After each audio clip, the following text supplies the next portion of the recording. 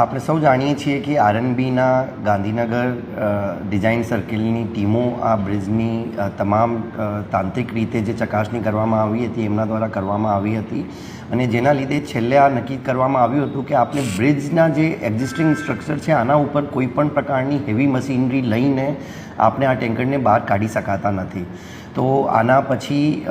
સરકારના માર્ગદર્શન હેઠળ આરએનબી ડિપાર્ટમેન્ટ તરફથી પોરબંદરના વિશ્વકર્મા ગ્રુપની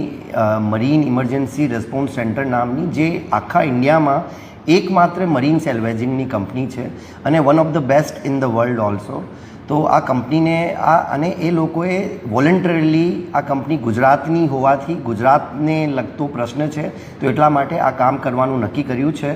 અને સરકારશ્રીના માર્ગદર્શન હેઠળ અને અત્યારે કંપનીના તમામ માણસો જે ટીમો છે એ તમામ સર્વે કરી લીધું છે. આગામી 4 થી 5 દિવસમાં અઠવાડિયું પણ લાગી શકે છે પણ ટેન્ટેટિવલી અમને જે એમના સાથે જે સંવાદ થયું છે એના આધારે અમને કહેવામાં આવ્યું છે કે 4 થી 5 દિવસ બ્રિજ ઉપર જે પહેલાં રિગિંગની એક્ટિવિટી કરવાની છે, રિગિંગ કર્યા પછી એ બલૂન ટેકનોલોજીથી આખું વિધિન આવતા 7 દિવસની અંદર એ ત્યાંથી ટેન્કર હટાવી દેવામાં આવશે. સર, આ બ્રિજ પરથી ટેન્કર ઉતારવાને લઈને અનેક અફવાઓ પણ ફેલાઈ રહી છે, તેના બધે શું કહેશો?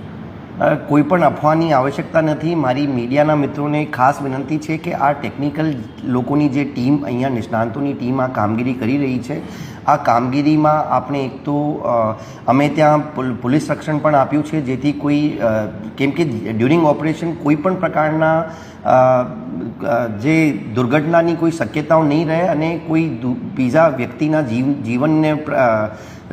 કોઈ દુર્ઘટનાની સંભાવના ના રહે એના માટે મીડિયાના તમામ મિત્રોને રિક્વેસ્ટ છે કે અફવાઓથી દૂર રહેવાનું અને જ્યારે એક્ઝેક્ટલી જે દિવસ ઓપરેશન થશે આપને પણ જાણ કરવામાં આવશે અને સારી રીતે એકદમ સેફટી સાથે, સેફટી ફર્સ્ટ છે અત્યારે એક જ પ્રાયોરિટી છે. સુરક્ષા is the first topmost priority અને આના આધારે જ આને ધ્યાનમાં રાખીને જ ટ્રક હટાવી દેવામાં આવશે. તમામ મીડિયાના મિત્રોને રિક્વેસ્ટ છે કે જે આ મરીન ઇમરજન્સી રિસ્પોન્સ સેન્ટરની જે ટીમ છે આ ટીમને આપણે મદદ કરીએ અને જ્યાં સુધી એ લોકો ફાઇનલ ઓપરેશન નહીં કરી દેવે ત્યાં સુધી આપણે એમની કામગીરીમાં પણ ડિસ્ટર્બન્સ પણ નહીં કરીએ. આપણને બધાને જોવાનું રહેશે.